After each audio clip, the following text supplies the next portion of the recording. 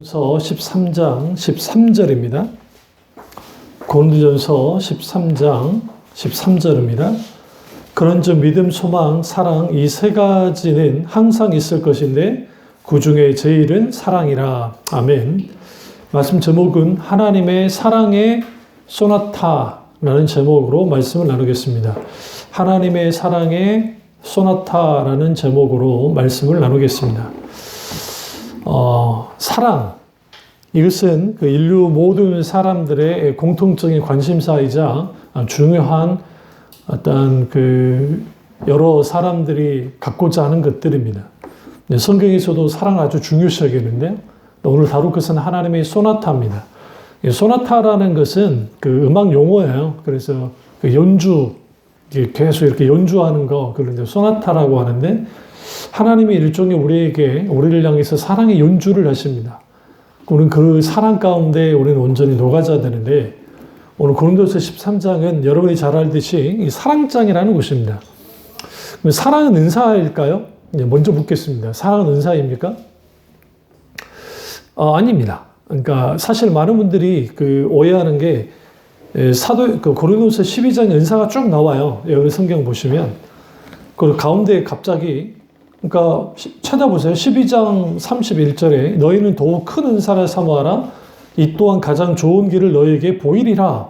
그러면서 내가 사람의 방언과 천사의 말을 하고 사랑이 쭉 나오거든요. 후에 보면.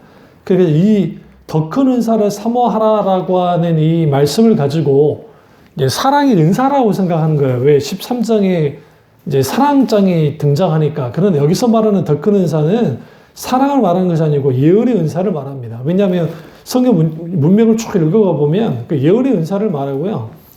또 그걸 그렇게 더 쉽게 알 수 있는 것은 14장 가보세요.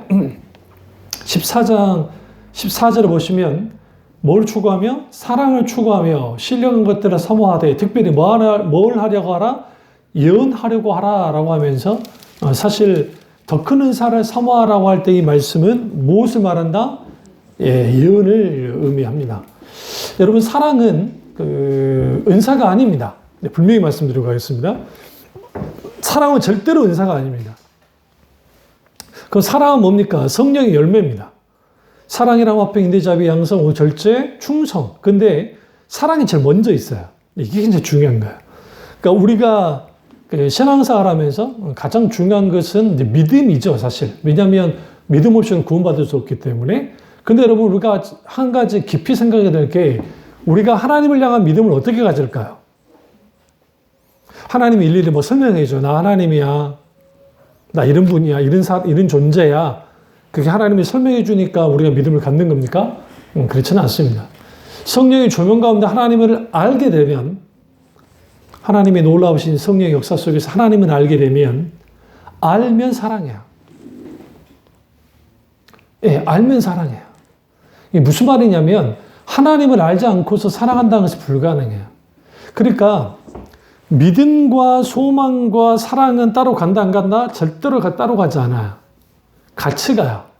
그래서 사도 바울이 계속 편지를 보면 그 믿음의 수고와 사랑의 인내와 소망의 인내, 그러니까 이것에 분명히 믿음의 역사와 사랑의 수고와 소망의 인내. 그래서 믿음은 역사되어지고, 그러니까 소망이 있어야 인내하죠. 근데 사랑에는 뭐가 따른다고? 수고. 그러니까 여러분, 수고 없는 사랑은 없어요. 아이들이 삼시세끼 엄마가 밥 차려주고 밥 먹을 때 어머님 고맙습니다 하는 경우는 언제인 줄 아세요? 엄마가 평상시 밥을 안 차려주는데 그날따라 밥을 잘 차려줄 때 어머님 고맙습니다 하는 거예요. 대부분 아이들은 뭐예요? 먹기 싫어. 왜 먹어야 돼? 물론 먹기 좋아하는 애들이야 잘 먹겠지만, 부모님에게 오늘 어머님 이렇게 식사를 차려주시느라 너무 감사합니다 하면서 먹는 데는 별로 없을 거예요. 근데 거기에는 뭐가 들어가 있어요? 어머니의 수고가 들어가 있단 말이죠. 수고가. 그러니까 아이들이 이제 좀 뭐라고 합니까? 철이 들면 설거지라도 하려고 하고 옆에서 도우려고도 합니다. 그러나 사랑의 수고 없이는 결국은 사랑의 관계가 세워지지 않습니다. 하나님의 사랑의 소나타의 가장 큰 핵심은 뭐냐면 하나님이 수고해요. 어떤 수고하셨죠? 첫 번째, 하나님이 천지 만물을 창조하는 사랑의 수고를 하셨습니다. 그러니까 창조의 수고를 하신 거예요. 첫 번째. 그 다음에 두 번째는 아담과 하와가 타락했을 때 하나님은 용서의 수고를 하셨습니다. 그러니까 회개하는 자에게 하나님 용서해 주시는 거예요. 그리고 세 번째는 하나님은 뭐 하시죠? 회복의 수고를 하시는 거예요. 하나님 편에서 회복하려고 그래요. 그건 왜 하나님 편에서 회복하려 하냐면 더 사랑하는 쪽에서 뭐 하기 때문에 져주기 때문에 그렇습니다. 여러분 어떤 연인이 있는데 그 연인이 서로 앉으려고 그래요. 그러면 두 사람의 사랑의 정도가 비슷하든 기질이 비슷한 성격도 비슷하겠지만 사실상 덜 사랑해서 그래요. 그러니까 더 사랑하면 져줘요. 사랑이 식어지니까 안 져지려고 하는 거고 둘 다 사랑이 많은 부분에서 사랑이 뭐하니까 식어졌으니까 남은 거는 뭐밖에 없어. 이제 전투력밖에 없고 그러니까 당연히 싸우는 거죠. 하나님은 우리에게 사랑의 수고를 하시는 분입니다. 그런데 그 하나님의 사랑은 어디서 발견되느냐? 예수 그리스도를 통해서 발견되어져요. 그런데 중요한 것은 뭐냐면 이 사랑이 하나님을 향한 사랑 또 하나님 그분의 사랑은 우리 내면 속에 잠재되어서 그냥 있는 게 아니라 그것이 표출되어져야 돼요. 어떻게? 하나님께 표출되어야 되고 우리는 하나님 그분을 우리에게 표출하는 드러내는 사랑을 하십니다.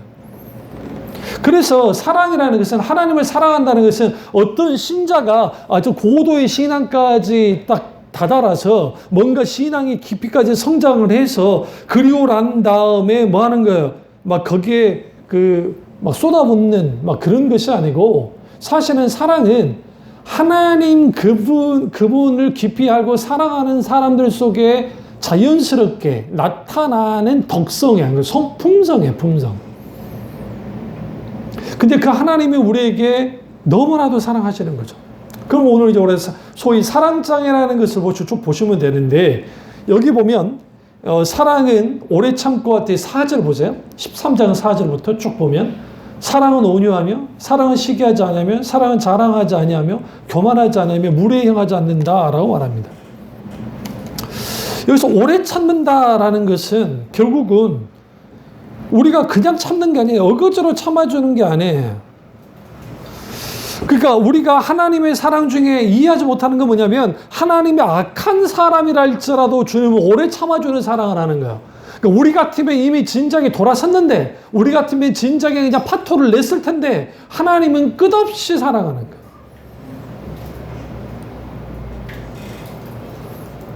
성경은 우리에게 오래 참는 사랑을 요구합니다. 네. 근데 오늘날 우리가 오래 참는 사랑을 하지 않는 거예요. 오래 참는 사랑을 왜 하지 않느냐? 그 이유 중에 하나는 뭐냐면 어떤 하나님과의 관계 속에서 어떤 사랑과 관계에서 마찬가지고 그 관계 속에서 실질적으로 어떤 관계로서 신뢰하고 서로 아껴주는 그런 관계 속에 있으면 그게 오래 참을 것 같은데 그 관계가 깨지는 거죠. 일방적이든지 아니면 억눌러 있든지 그리고 때로는 눌러 있든지 그게 문제인 거예요. 그래서 여러분 우리는 여기에서 우리의 사랑, 그러니까 이게 하나님을 향한 사랑이든 다른 지체를 향한 사랑이든 모든 자녀를 향한 사랑, 부부 사랑이든 어떤 사랑 다 포함해서 모든 사랑의 근간은 하나님 사랑이어야 돼. 하나님 사랑을 바탕으로 자녀를 사랑해야 돼. 그래야 하나님보다 자녀를 더 사랑하지 않아요. 남편이든 아내이든 뭐 부모님이든 다 똑같아요. 모든 바탕에는 하나님에 대한 사랑이 있어야 돼. 하나님을 향한 사랑. 그 사랑이 우리 가운데 있어야 그게 세워져야 그 사랑을 가지고 우리는 뭐 할 수 있느냐. 사랑을 이제 줄 수 있습니다. 중요한 거는 여기서 뭐 사랑은 물에 행하지 않고 자랑하지 않고 교만하지 않고 성내지 않고 악한 것을 생각지 아니한다. 불의를 기뻐하지 않는다. 진리와 함께 기뻐한다. 그러면서 7절 보세요. 모든 것을 참으며 첫 번째 모든 것을 믿으며 세 번째 모든 것을 바라며 모든 것을 견디느니라. 여기서 7절에서 이 사랑의 진가가 나타나요. 그게 뭐냐면 모든 것을 참는다, 모든 것을 믿는다, 모든 것을 바란다, 모든 것을 견딘다. 이걸 좀 더 말하면 이게 사랑의 힘이에요. 근데 이 사랑은 어떤 사랑이냐? 예수 그리스도의 성품 속에서 나오는 사랑이에요. 그러니까 사실 지금 여기에서 말하는 사도 바울이 말하는 오래 참고 온유하고 뭐 자랑하지 않고 교만한 이 모든 것은 예수님의 품성, 성품이 그대로 녹아져 있어요. 하나님 사랑의 성품이 녹아져 있어요. 이 사랑의 성품이 우리 가운데 있어야 된다는 거죠.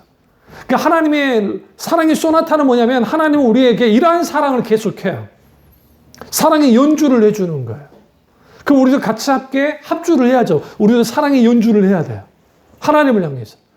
하나님께 우리의 사랑을 표현할 수 있어야 돼요. 찬양할 때도 우리는 표현해야 되고, 우리가 기도할 때도 표현해야 되고, 길을 가다가 어떤 상황 속에 하나님을 사랑합니다. 말로만이 아니라, 그러니까 우리 오늘날에 너무나 많은 교인들이 본인이 나이가 들어간다고, 뭐 예수가 어쩌고 예수가 막 그런 분들이 있어요. 그거 착각이에요. 잘 들으세요? 신앙의 성숙도는 영적인 아비가 돼야 되지만 우리는 하나님 앞에 어린아이가 돼야 돼요. 왜? 아이들은 내 엄마이고 아빠니까 사랑해요. 사실 많은 부분에 있어서. 응? 아직 돈을 모를 때, 애들이 돈을 모를 때 이 5만 원짜리 가질래? 아니면 500원짜리 사탕 가질래? 하면 애들은 사탕을 집습니다. 왜? 먹고 싶은 거, 당장 있는 거. 계산하지 않기 때문에. 만약에 우리 같은 사람한테 사탕 가지겠습니까? 5만 원 가지겠습니까? 당연히 5만 원 가져가지고 5만 원어치 사탕을 사잖아요. 그냥 마르고 닳도록 뭐 할 수 있어요? 먹을 수 있잖아요. 마찬가지로 우리가 하나님과의 관계 속에서의 사랑은 뭐냐면 계산 없는 사랑을 해야 되는데 하나님도 우리에게 계산하지 않고 우리도 하나님께 계산하지 않아야 되는데 이 사랑의 관계가 쉽지 않아요. 근데 왜 그럼 사도 바울이 지금 이 사랑에 대해서 강조하느냐? 그 이유는 뭐냐면 그리스도인의 사랑이 없으면 모든 것은 끝장이 난다는 거야. 아무것도 아니게 되기 때문에. 그래서 13장 2절에서 내가 예언하는 능력이 있어 모든 비밀과 같이 보세요. 성경하죠. 9절 모든 지식을 알고 또 산을 옮길 만한 믿음이 있을지라도 사랑이 없으면 내가 아무것도 아니에요. 그럼 왜 사랑이 없으면 아무것도 아닌 게 될까요? 믿음도 나타나고 능력도 나타나고 지식도 나타나고 막 그러는데 그 이유는 뭐냐면 인간의 존재 그 자체가 그러니까 생존을 위한 존재 자체가 사랑이기 때문에요. 다시 말하면 인간은 하나님의 사랑 없이는 살 수 없어요. 그래서 인간은 기본적으로 사랑을 가지고 살아야 돼요. 사랑하는 사람이 돼야 되고 사랑을 받는 사람이 돼야 돼요. 그럼 부모 사랑이든 누구든 근데 무엇보다 하나님의 사랑을 받고 하나님을 사랑해야 돼요. 그래서 근원적으로 우리는 하나님 사랑 없이는 살아갈 수 없는 사람들이기 때문에 사랑하며 살아야 돼요. 그런데 중요한 것은 모든 걸 참고 모든 것을 믿고 모든 걸 바라고 모든 것을 견딘다고요. 이미 어디서부터 와요? 하나님의 사랑으로부터 온다는 거죠. 근데 그 사랑 속에 있을 때에 우리는 모든 걸 참고 모든 걸 믿고 바란다. 믿는 거, 믿음, 바라는 거, 소망. 견디고 하는 이 모든 것들은 마지막 종말에 고난과 핍박이 있을 때 견디고 참는 거죠. 인내하는 거죠.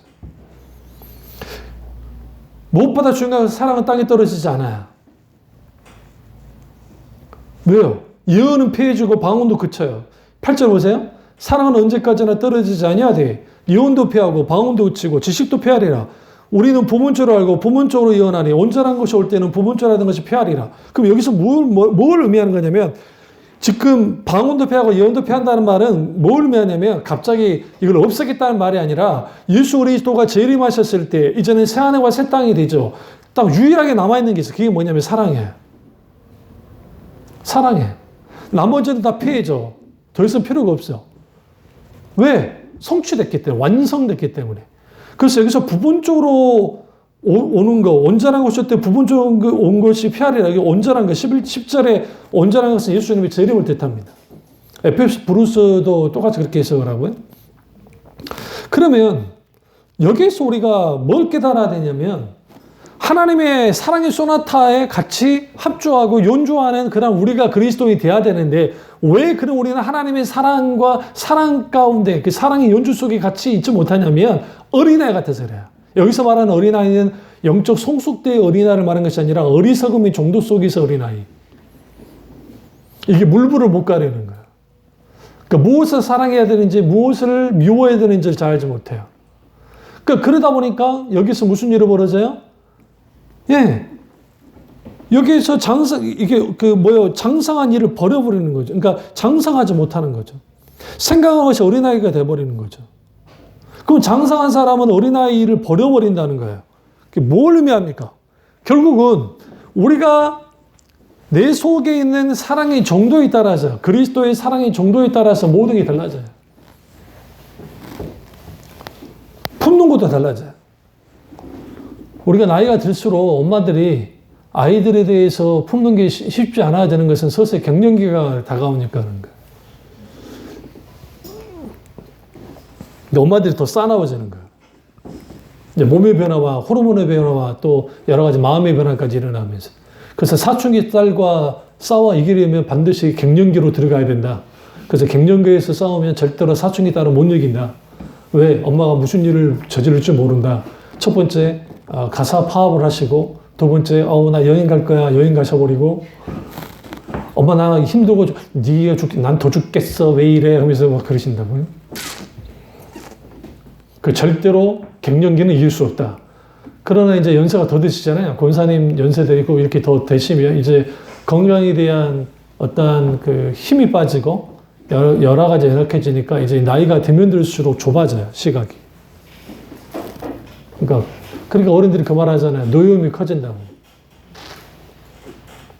그게 뭐냐면 육체가 쇠해져서 그래요. 근데 성경 뭐라 해요? 우리 육체는 쇠하나 영혼은 날로 새로워져야 된다라고 말해요. 그리스도는 영혼이 새로워져야 돼. 그러려면 우리는 하나님과의 관계 속에서 흠뻑 뭘 해야 돼요? 사랑을 온전히 누리면서 이렇게 살아야 돼요. 그러면 우리가 반드시 우리에게서 필요한 것은 하나님의 사랑인데 그러면 그 사랑이 어떤 사랑이냐라는 거예요. 그 사랑이. 하나님의 사랑은 우리가 이해할 수 없는 사랑입니다. 첫 번째가. 이해할 수가 없어요. 왜 이해할 수가 없냐면 아무리 생각해보다 나 같은 것을 사랑해주는 게 이해가 안 돼. 뭔가 하나님의 꿍꿍이가 있는 것 같아. 여러분 스스로 한번 생각해보세요. 딱 하나님이 나를 사랑할 만한가? 저나 여러분이나 우리 속에 있는 천박함들은 다 갖고 있어요. 뭐 대통령 아니라 누가 돼도 다 갖고 있어요. 근데 하나님은 그 천박함까지도 사랑해요. 우리는 절대로 사랑 안 해요.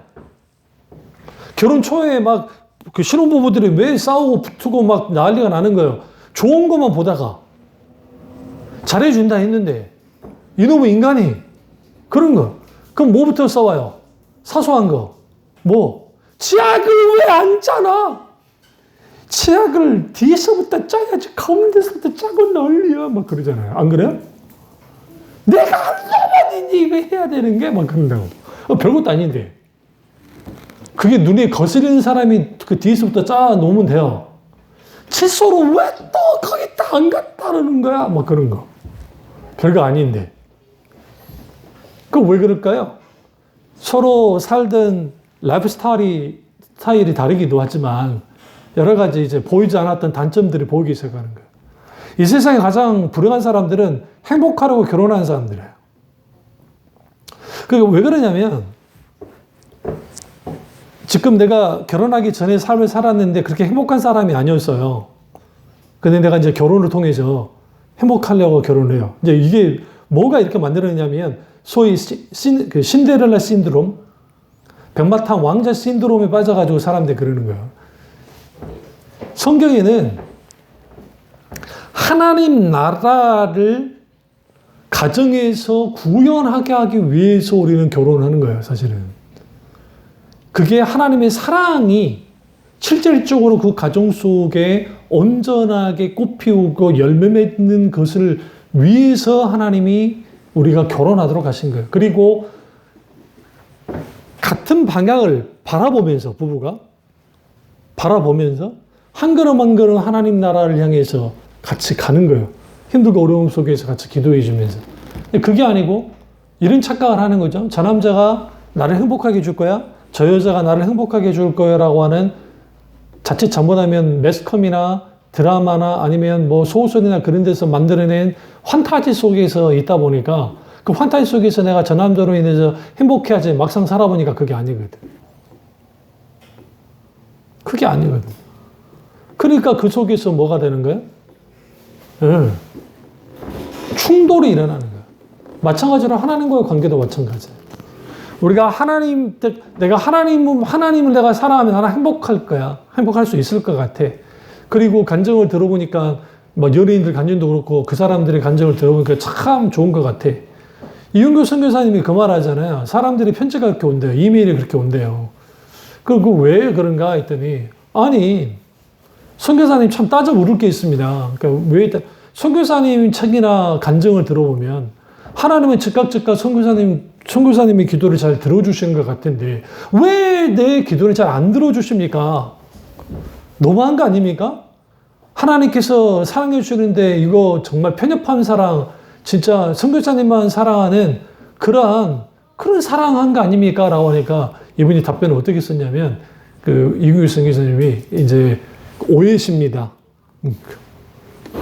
제가 간증하고 있는 거 책은 내용은 이거는 하나님이 내게 이루어 주신 것을 쓰는 것 뿐이지 사실 나는 그보다 더 많은 여러분이 생각할 수 없는 큰 갈등과 힘들과 어려움 속에 때로는 하나님께 기도해도 막막하고 힘들고 어려운 상황이 굉장히 많다. 여러분과 다를 게 하나도 없다는 거야.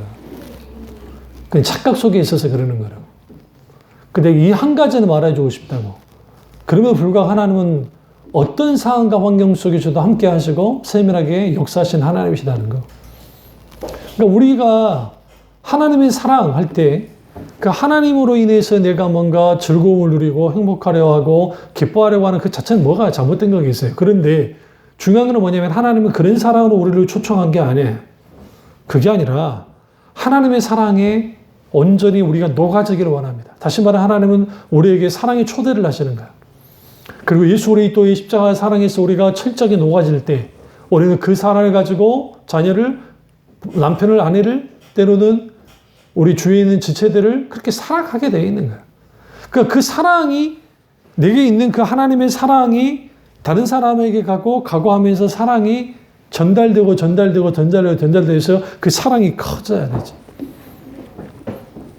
그럼 여기서 13절 이렇게 말하잖아요. 그런즉 믿음, 소망, 사랑 이 세 가지는 항상 있다는 거죠. 그 중에 제일은 뭐다? 사랑이다. 왜 이 말을 했느냐? 그거는 이 말씀을 성경 전체적으로 그냥 그렇게 보면 안 돼요. 그러니까 사랑이 무조건 최고야라는 말이 아니라 고린도전서 말고 로마서 같은 경우는 믿음이 아주 강조돼요. 그러니까 믿음이 아주 중요하다고 가르쳐요. 그러면 이게 고린도 교회의 상황을 좀 이해해야 돼요. 고린도 교회는 아주 분란이 많은 교회예요. 그러니까 자기들끼리 싸우고 파당 만들어서 막 그런 사람들이에요.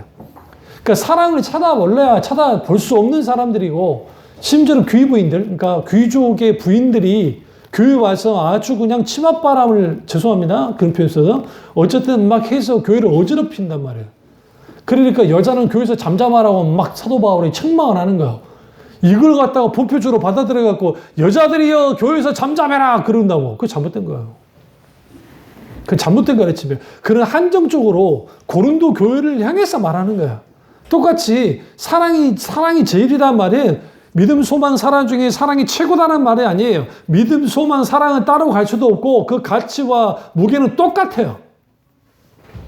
왜? 믿음 없이 사랑이 있을 수 없고 사랑 없이 믿음 있을 수 없고 소망 없이 믿음은 더 불가능하고 소망 없는 믿음은 뭐냐면 허상을 따라가는 거야. 그냥 믿음 없는 소망 마찬가지예요. 몽상에 불과하죠. 그렇기 때문에 이 세 가지를 같이 가는데 왜 사랑이냐? 고린도가 은사도 많이 나타나고 기적도 나타나고 수많은 막 그런 일들이 많이 일어나는데 정작 무엇은 일어나지 않아요. 여기에 사랑의 놀라운 역사가 나타나지 않는 거예요. 그러니까 믿는 자들이 그리스도인이에요. 우리가 뭐 해야 되느냐? 사랑 없이는 아무것도 아니라는 거죠. 우리가 아무리 기적을 행하고 아무리 예언을 하고 방언을 한다 할지라도 사랑 없이는 불가능하다. 왜? 사랑이 각 지체와 연합할 수 있는 끈끈한 본드 역할을 하고 더 중요한 것은 그 사랑이 다른 지체를 치료하고 회복하는 힘을 갖고 있기 때문에 그렇습니다. 이 부분을 분명히 말하고 있는 거예요. 그래서 사랑은 철저하게 뭘 들으냐면 내가 예수 그리스도 그분을 하나님을 사랑하는데 내가 신앙생활하면서 그 하나님의 사랑을 나의 삶 속에서, 내 인격을 통해서, 내 성품을 통해서, 내 행동을 통해서, 내 입술을 통해서 하나님의 사랑이 드러나야 돼요. 말로만 하는 사랑이 아니라 실질적으로 그 사랑이 나타나야 돼요. 그리고 그 사랑은 어떤 사랑이 돼야 되냐면 하나님이 아낌없이 내어주는 사랑을 하셨기 때문에 우리도 아낌없이 내어주는 사랑을 해야 돼요. 문제는 인색함이에요. 그러니까 아주 계산적이고 기브 앤 테이크식의 생각을 갖고 있는 사람들은 그런 식으로 사랑의 관계를 설정을 해요. 이해관계 속에서. 그러니까 우리가 하나님과 관계 속에 이해관계로 딱 해버리면 무슨 일이 벌어지냐면 하나님이 내게 이익이 될 때는 하나님 사랑해요. I love you, darling, 하나님 하다가 내가 좀 손해라도 봐. 그럼 이거 하나님의 사랑이 변했네? 그거 뭐예요? 휙 돌아서 버리는 거죠. 그 사랑의 초점이 안 맞는 거예요. 사랑의 짝대기가 서로 안 맞는 거죠. 여기서 갈등이에요.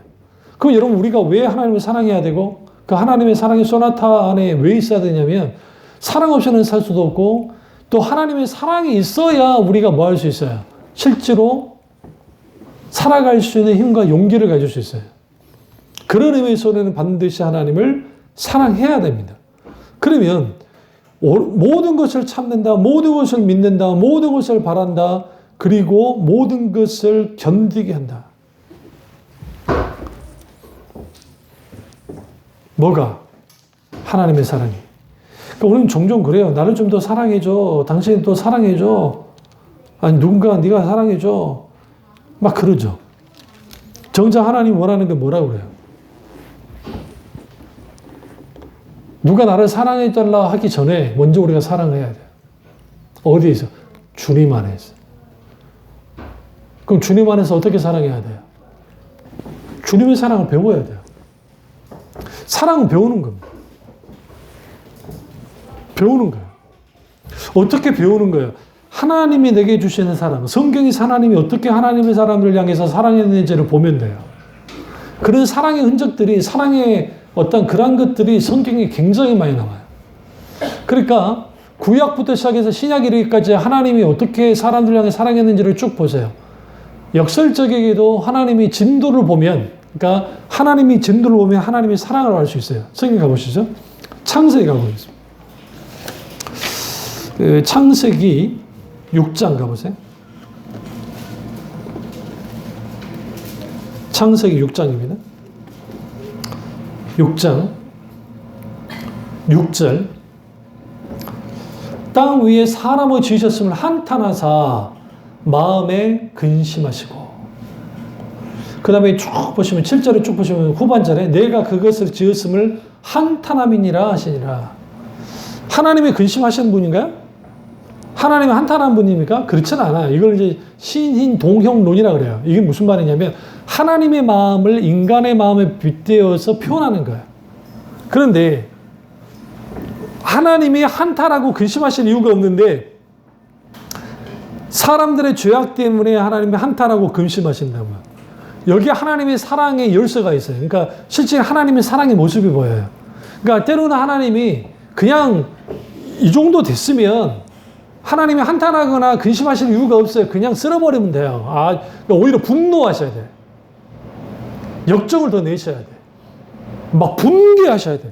일할 수 있어! 하면서 하나님이 불벼락을 열어가지고 막 다 태워 죽이고 해야 돼요. 그런데 그 하나님이 한탄하고 근심해. 왜 그러냐면 거기 사랑이 녹아져 있어요.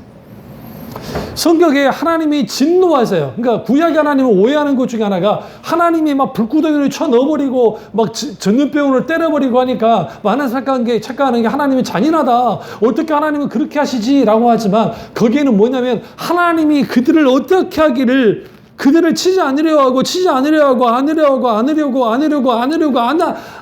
하는데 이제 그것마다 하지 않으면 그들의 스스로가 멸망하고 자멸하고 끝나니까 그들을 살리기 위해서 하나님 매를 때리는 거예요. 그 사랑이에요. 그 사랑. 하나님이 그래서 그런 사랑을 하시는 거예요. 그래서 하나님의 사랑은 끝이 없어요. 영원해요. 그리고 하나님의 사랑은 유일한 사랑이에요.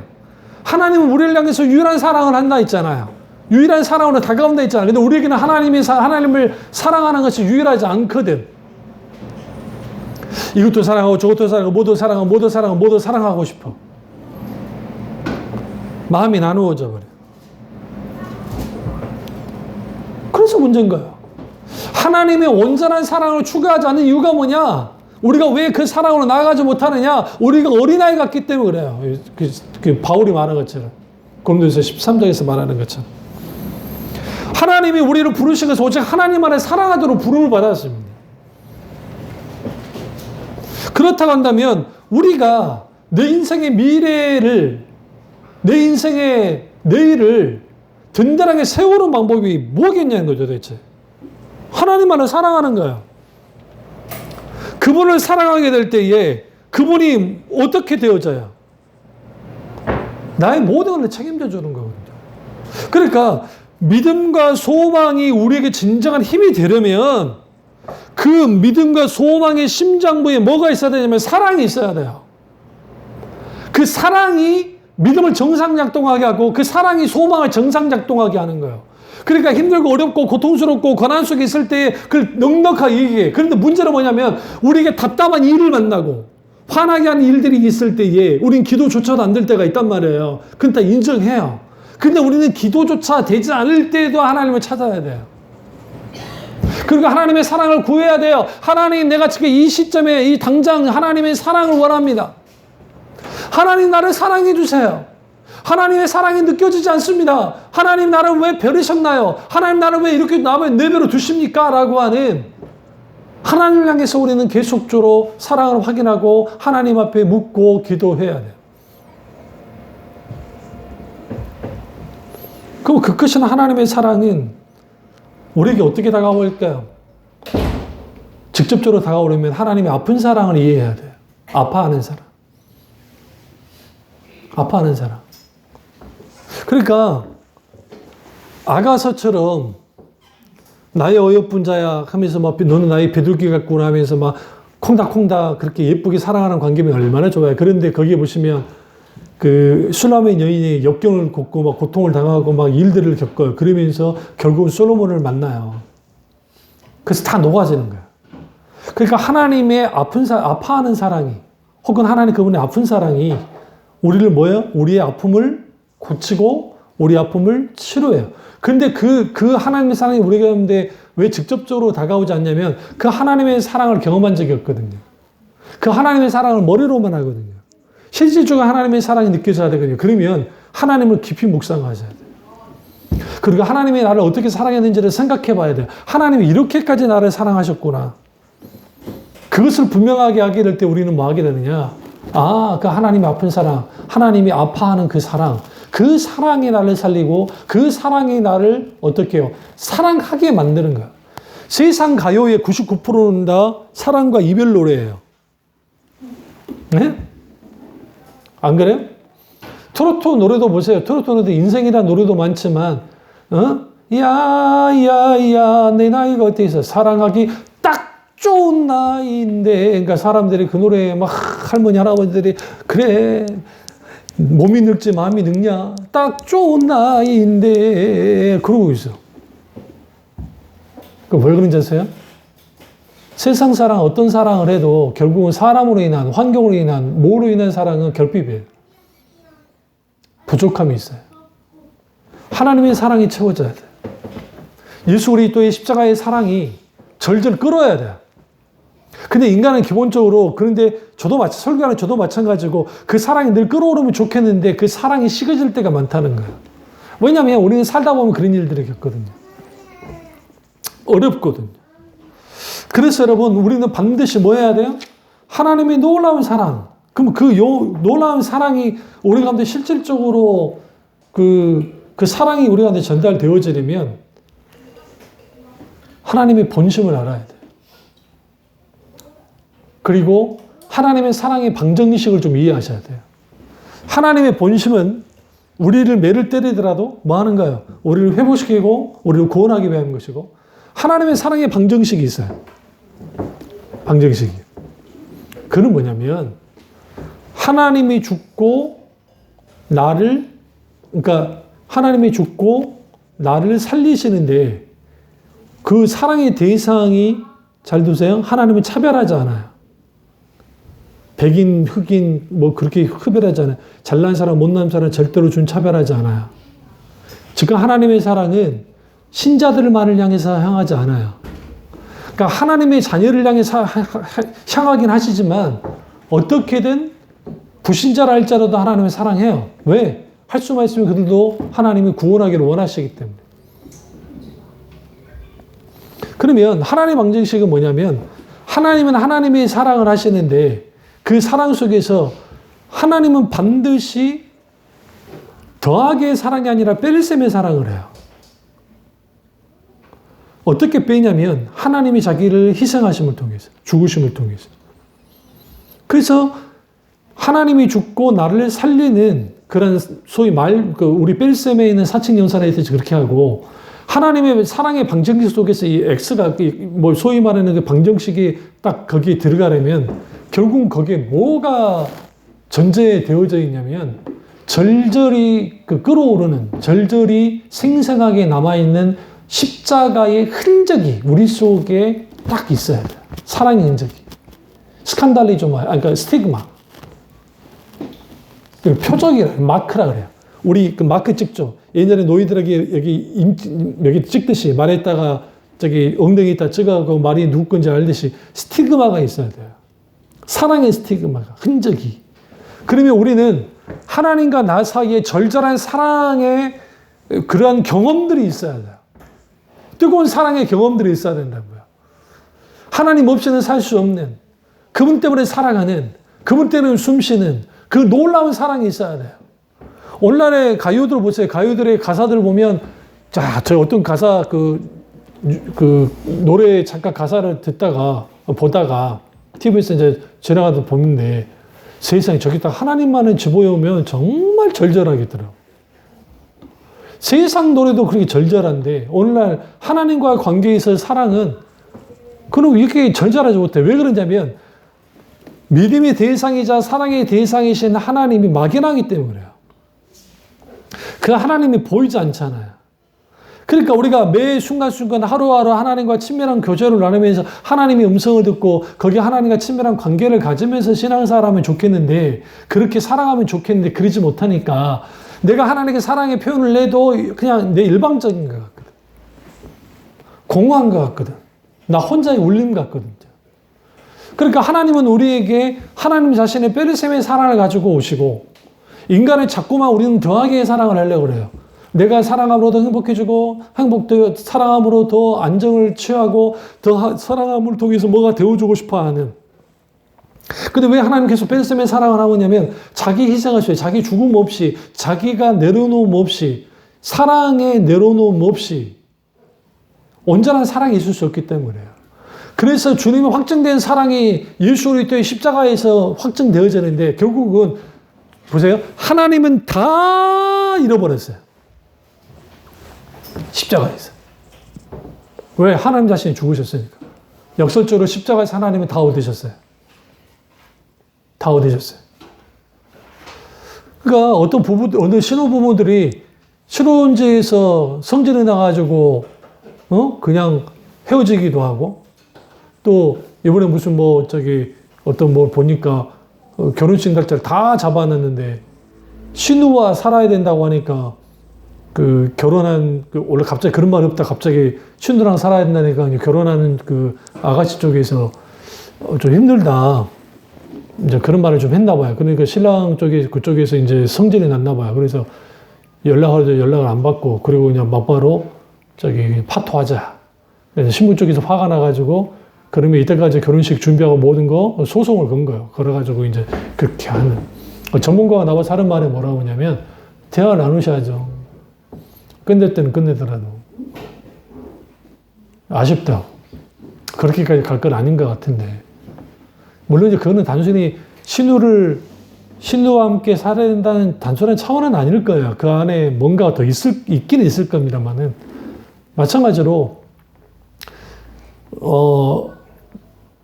이 마이너스의 사랑, 소위 세상은 플러스의 사랑을 원하고 곱하기의 사랑을 원할 줄 모르지만 그리스도인의 사랑은 나누거나 혹은 마이너스의 사랑을 해야 되고 그리고 그게 손해보고 그러니까 하나님의 사랑을 한마디로 표현하면 바보 같은 사랑이라고 그래요.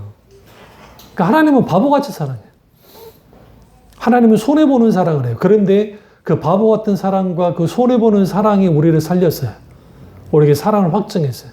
우리의 그 사랑을 갖게 만들어요. 그러니까 그리스도는 달라야 돼요. 그래서 그런 사랑을 갖고 있기 때문에. 그런데 어느 한 부분이라도 손해보려 하지 않는 우리의 어떤 마음들, 생각들이 있는 거죠. 거기에 하나님의 사랑의 자리가 꿈틀할 수 있는 그게 안 돼요.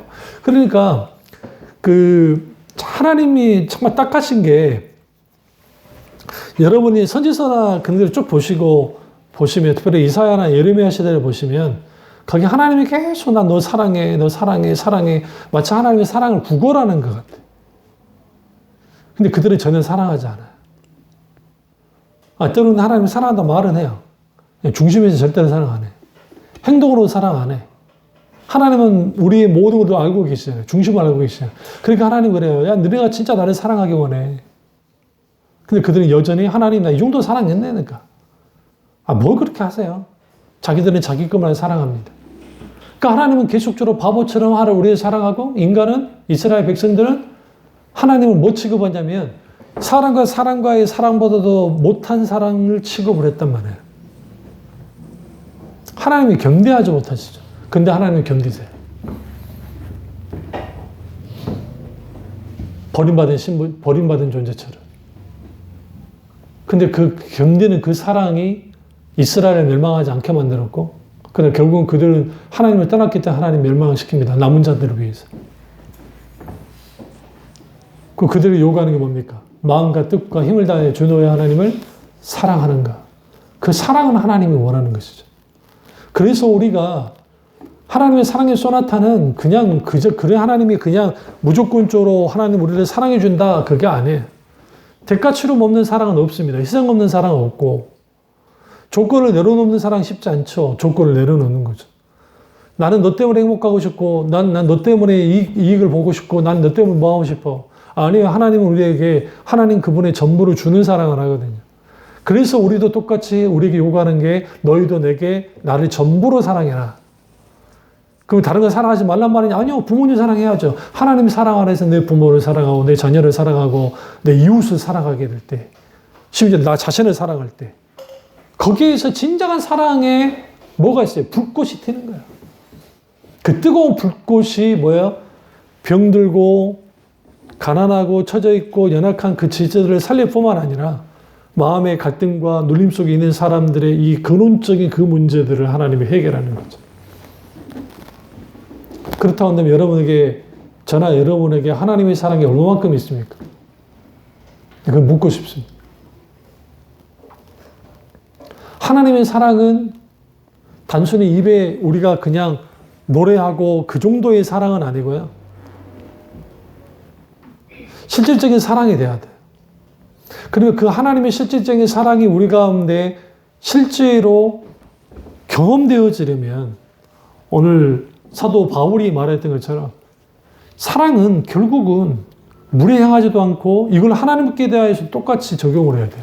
그러니까 다른 사람들을 향해서만이 아니라 이 부분이 우리가 하나님께 대하여 온유해야 되고 하나님 앞에 교만하지 않아야 되고 물에 향하지 않아야 돼요. 그러니까 우리 딸들뿐만 아니라 아이들이 엄마한테 무례하게 행할 때가 있고 권위 없는 아버지에게 막 무례하게 행동할 때가 있습니다. 따끔하게 혼내야 돼요. 그는 질서에 의해서도 하나님 앞에 옳지 않고 그럼 왜 무례하게 행동하냐면 이거예요. 그들이 독점적 사랑을 한다고 착각하니까 그래요. 내가 어떻게 해도 아빠 엄마는 어떻게 할 수 없어 라고 하는 아주 영악한 거죠. 그러니까 이 독점적 사랑이라는 것은 불가능해요. 하나님과의 관계 속에서 하나님은 우리에게 사랑하시되 바보같이 모든 것을 듣고 사랑해요. 그런데 우리가 하나님만을 전적으로 사랑하면 이 사랑 관계 속에서 유기적이고 관계적인 놀라운 사랑이 되는데, 사랑의 특성상 이게 있어요. 막 독점하려 하는 게 있어요. 그 독점하는 사랑이 좋은 방향으로 가면 아주 귀하지만, 나쁜 방향으로 가면 이게 오만해집니다. 오만해져. 그 오만이 한 걸음 더 나아가면 이제 방자에 행하게 되죠. 이 방자하게 행하게 되면 이제는 하나님의 놀라운 사랑 그까짓 그 별게 아닌 게 되는 거야. 그 자기 마음대로 하는 거야. 그러면서도 강큰 담력을 가져요. 왜? 내가 이렇게 해도 하나님 나를 안 버려. 왜? 하도 한국교회가 하나님은 사랑이십니다. 하나님은 사랑이십니다. 하나님은 은혜를 베푸십니다. 뭐 어떤 건 뭘 해도 모든 죄를 용서해 주시고 합니다. 그러나 사랑의 이면에는 뭐가 있어요? 인생 막대기가 채찍을 때리는 하나님의 사랑의 의가 있다고요. 공의가 있어요. 내 자녀를 사랑하기 때문에 때로는 매를 때리는 거예요. 이번에 이제 요즘에 법 바뀌어서 이를 체벌하면 안 되지만, 또 체벌은 좋은 것도 아니에요, 사실은. 그렇지만, 그렇다고 하면 말로 막 쏴붙고 하는 거, 그건 폭력 아닙니까? 그것도 폭력이죠. 중요한 것은 사랑의 권면, 때로는 사랑의 어떤 그런 것이 분명히 필요한데, 그럼 우리 가운데 정말 하나님의 사랑의 소나타, 그 하나님의 사랑은 그럼 결국은 내게 어떤 영향을 끼치느냐라는 거예요. 어떤 영향을? 그저 그런 영향입니까? 하나님 사랑 없이도 막 살아가잖아요. 그러니까 우리 속에 빈 껍데기밖에 안 남는 거예요. 기본적으로 인간이 왜 공허하냐면, 목회를 하든 뭐든 상관없어요. 하나님의 놀라운 사랑이 없잖아요. 그 하나님의 사랑이 우리 속에서 가득 차지 않으면 하나님 사랑이 아닌 다른 사랑이 딱 가득 차요. 그 자리를 대신해요. 그리고 그는 순간적으로 좋아요. 뭐 나쁘지 않아요. 근데 결국은 모든 것은 공허할 수밖에 없는 게, 하나님의 사랑 아닌 모든 것들은 인간에게 있어서 실제로 인간 기본적인 존재 자체가 실제로 살아가고 그 생명을 누리게 하는 데는 그런 힘이 없어요, 그게. 그러니까 이런 분들이 있죠. 나는 천상 가수로서 살아야 돼. 나 가수하지 않으면 살 수가 없어. 나는 천상 배우를 해야 돼. 배우하면 살 수 없어. 이분들은 불행한 거예요, 어떤 면에서. 좋은 점은 뭐냐면, 천직으로서의 배우로 사는 것은 귀하긴 하지만, 한 인간으로서, 존재 자체로서 살아갈 때는 하나님 없이는 살 수 없어만 가능해요, 사실 인간이. 그러면 우리가 뭐가 필요해요? 하나님의 사랑이 필요합니다. 그 사랑을 구하셔야 돼요. 그래서 우리는 날마다 하나님 사랑하게 하라고, 하나님 내 사랑 받아주시고 하나님의 사랑을 부어주세요. 그 하나님의 깊은 사랑 가운데 살아가기 시작할 때, 러브 소나타, 우리 사랑의 연주를 하는 거 하나님과 같이. 그 사랑의 연주 속에서 우리 속에 수많은 응어리와 아픔과 고통과 그 어떤 이 감정의 쓰레기들과 이 모든 것들이 녹아지면서 그리스도 예수의 마음, 그 놀라운 하나님의 사랑의 마음, 그 마음이 우리 속에 가득 찰 때 우리를 만난 사람들이 그 사랑에 녹아질 거예요. 그 은혜가 저와 여러분의 있기를 주님의 이름으로 축원합니다. 기도하겠습니다. 기도하실 때 이 말씀이 나의 말씀이 우리 말씀이 되게 되셔서 기도하겠습니다. 사랑해 주님,